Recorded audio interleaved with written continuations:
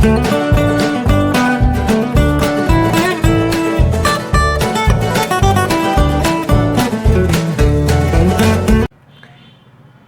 Student, physics की online class में आपका स्वागत है। आज का हमारा टॉपिक है समांतर क्रम में जुड़े संधारित्रों की तुल्य धारिता के लिए व्यंजक प्राप्त कीजिए और संयोजन का चित्र बनाइए। तो चलिए शुरू करते हैं। चूंकि आपको क्वेश्चन में अलग से लिखा गया है कि संयोजन का चित्र बनाइए, तो आप हेडिंग डालिए बिल्कुल संयोजन का चित्र और फिर चित्र बनाइए। फिर उसके नीचे से आप क्या करिए, व्यंजक प्राप्त करना शुरू कीजिए। ठीक है, तो देखते हैं हम। तो हमने जो भी लिखा है वो हम चित्र में देख देख कर ही लिखेंगे, अलग से कोई याद करने की आपको ज़रूरत नहीं रहती है। ठीक है, आपको मेन चित्र याद होना चाहिए। चित्र में देखते जाओ, लिखते जाओ, देखते जाओ, लिखते जाओ। ठीक है, तो देखिए किस तरह से हम लिखेंगे। माना कि 3 संधारित्र समांतर क्रम में जुड़े हुए हैं, जिनकी धारिताएं क्रमशः C1, C2 और C3 है।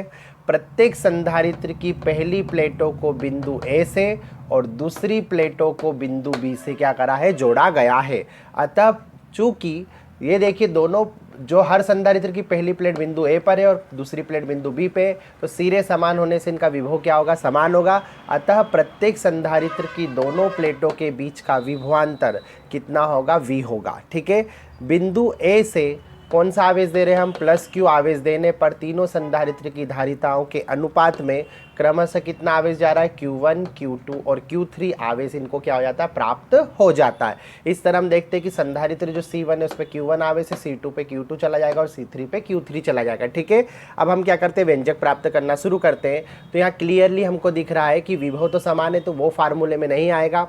ठीक है, धारिता के लिए हम निकाल रहे तो वो भी फार्मूले में नहीं आएगा। जो हमें अलग चीज़ दिखाई दे रही है वो दिखाई दे रही Q1, Q2 और Q3 डिफरेंट है, तो इन्हीं को हम जोड़ेंगे। Q बराबर Q1 plus Q2 plus Q3, यही हमारा फार्मूला बना। Q बराबर Q1 plus Q2 plus Q3, इसको दे दिया हमने समीकरण 1। चूँकि सूत्र याद होना चाहिए, Q बराबर क्या होता है, CV से। तो Q बराबर CV से, चूँकि Q बराबर CV से हम देखेंगे तो सबके लिए हम वैल्यू निकालेंगे Q की। तो पहले संधारित्र के लिए Q1, दूसरे के लिए Q2 और तीसरे के लिए क्या होगा, Q3। ठीक है, पहले संधारित्र के लिए इस C की जगह हो जाएगा C1, दूसरे संधारित्र के लिए C2 हो जाएगा, तीसरे संधारित्र के लिए C3 हो जाएगा। चूँकि तीनों के विभव समान है इसलिए तीनों में VV आएगा। इस तरह हो गया Q1 बराबर C1V, Q2 बराबर C2V और Q3 बराबर C3V। अब ये तीनों मान उठाकर कहाँ रख देंगे, समीकरण 1 में। तो Q का Q हो गया, इक्वल का इक्वल हो गया। Q1 की जगह हो गया C1V, Q2 की जगह हो गया C2V और Q3 की जगह हो गया C3V। इस तरह से हमारा ये फार्मूला बना। ठीक है, अब हम देखते हैं कि इसमें कॉमन क्या ले सकते हैं। तो देखिए, इसमें भी V है, इसमें भी V है और इसमें भी V है, मतलब विभवांतर है।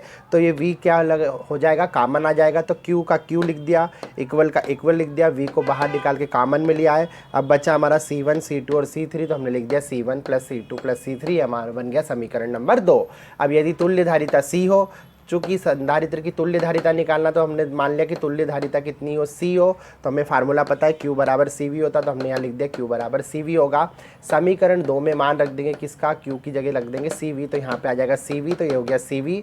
बाकी ये फार्मूला ऐसा का V का V, C1 plus C2 plus C3 ऐसा कैसा लिख दिया। अब चूँकि यहाँ भी V और यहाँ भी V है, अगर इक्वल के दोनों तरफ हो तो V से V क्या हो जाएगा, कैंसिल हो जाएगा। और इस तरह हमारे पास बचा सिर्फ C और इधर बचा C1 plus C2 plus C3। और ये जो हमारा एंड में फार्मूला है, यही समांतर क्रम में जुड़े संधारित्रों की तुल्य धारिता के लिए व्यंजक है।